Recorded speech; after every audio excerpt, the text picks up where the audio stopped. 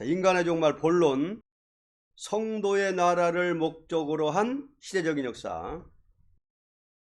하나님께서 천지를 창조할 때 거룩한 성도의 나라를 목적으로 창조하신 것입니다.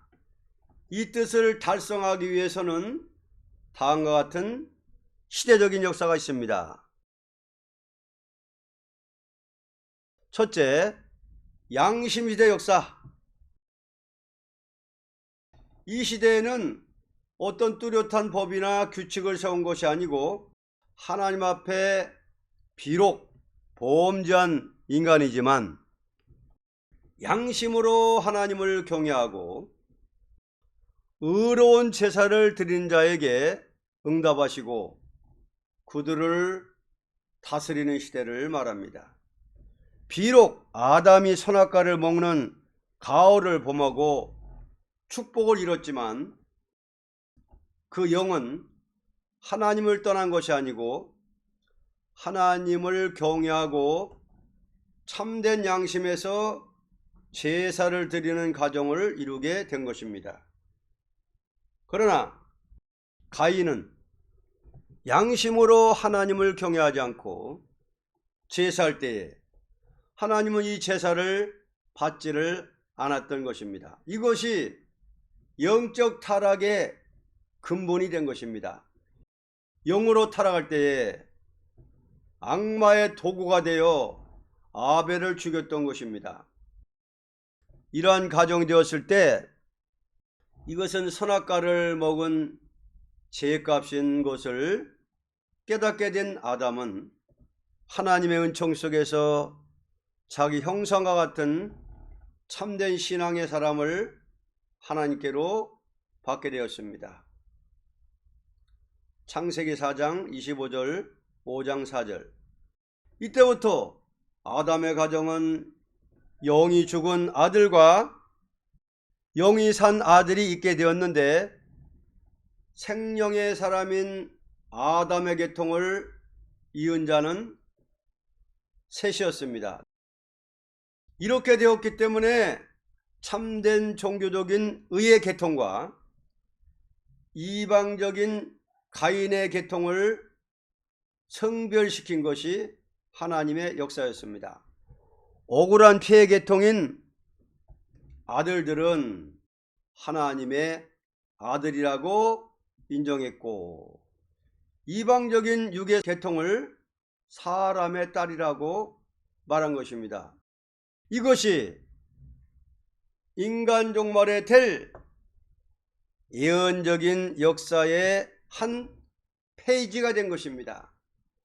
억울한 피가 땅을 적시는 일이 인간 종말에 가서 해결될 것이고 의로운 씨를 낳았지만 성별 생활을 해야만 복을 받는 일도 인간의 종말까지 계속되는 것입니다. 이제 아담의 타락과 가인의 타락을 다음과 같이 구분을 지어서 말합니다. 1.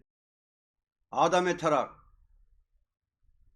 구속을 받을 수 있는 타락입니다.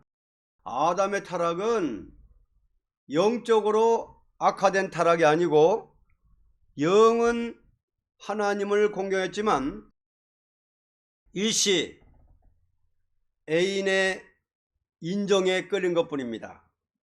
그러므로 하나님께서는 아담은 저주하지 않고 축복으로 주었던 만물을 저주했던 것입니다. 6이 선악과를 먹음으로 질적 타락이 되었을 때에 그 몸은 축복을 받을 수 없게 되었습니다.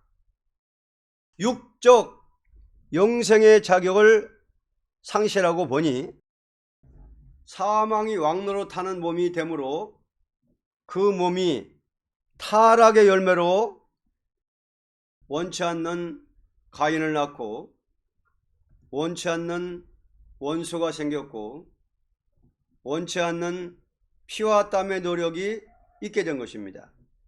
그러므로 아담은 구속의 종교의 시발점을 가지게 된 것입니다. 오늘날에도 아무리 중생을 받은 자라도 영으로는 하나님을 공경하나 몸에 사망이 오고 원치 않는 원수가 있게 되고 원치 않는 악의 씨를 낳고 원치 않는 피와 땀의 노동을 계속하는 것과 같이 아담이 영적으로는 하나님을 공경했지만 몸이 타락한 가정생활이 있게 되므로 가정에서 비참한 피를 흘린 일이 있게 된 것입니다. 그러나 가인의 범죄는 아담에게 책임을 돌릴 것은 아닙니다.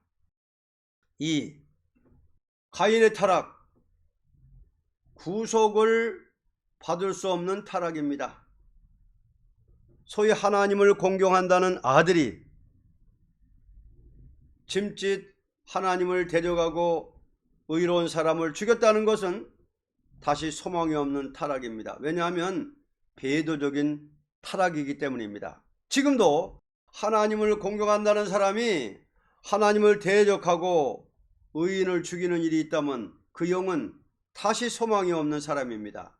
그러므로 구속의 종교라는 것은 아담에서부터 셋으로 그리스도 탄생까지 내려간 것을 구약의 역사라는 것입니다.